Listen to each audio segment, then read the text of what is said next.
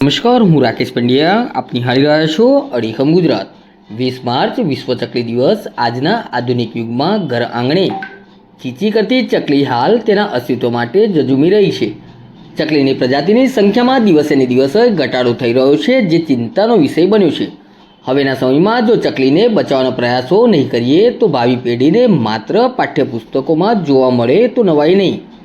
પહેલાં ઘરના નળિયા તથા છાપરા, દિવાલ, ઘડિયાળ અને ફોટો છબી પાછળ પણ માળા બાંધતી હતી. હવે નવા મકાનો છતવાળા થઈ જતાં ચકલીઓ માળો બાંધી શકતી નથી.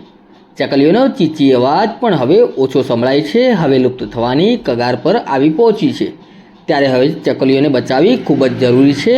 માનવી અને ચકલી જ્યારથી એકબીજાના સંપર્કમાં આવ્યા ત્યારથી લઈને અત્યાર સુધી માનવી સાથે રહેવા ટેવાયેલી છે.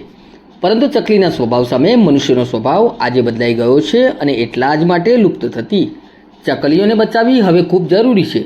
દર વર્ષે તારીખ 20મીએ વિશ્વ ચકલી દિવસ તરીકે ઉજવવામાં આવે છે. ત્યારે આજરોજ મહીસાગર જિલ્લાના ખાનપુર તાલુકાના લીંબડિયા ચોકડી ખાતે Khanpur range forest officer D V સોલંકીની ઉપસ્થિતિમાં વિશ્વ ચકલી દિવસની ઉજવણી કરવામાં આવી. ઉનાળાની ગરમીમાં ચકલી તેમજ પક્ષીઓને આકરા તડકામાંથી રાહત મળે તે માટે ચકલીગળનું વિતરણ કરવામાં આવ્યું હતું. સાથે સાથે વનસ્પતિ વૃદ્ધિમાં ચકલીના મહત્વ વિશે માહિતગાર કરવામાં આવ્યા હતા, જેથી લોકોમાં ચકલીઓને લઈને જાગૃતિ આવી શકે. તે આ તકે સ્વયંસેવી સંસ્થાના હિતેશ પ્રજાપતિ, ખાનપુર આરએફઓ સહિત ખાનપુર વન વિભાગના કર્મચારીઓ તેમજ લોકો ઉપસ્થિત રહ્યા હતા.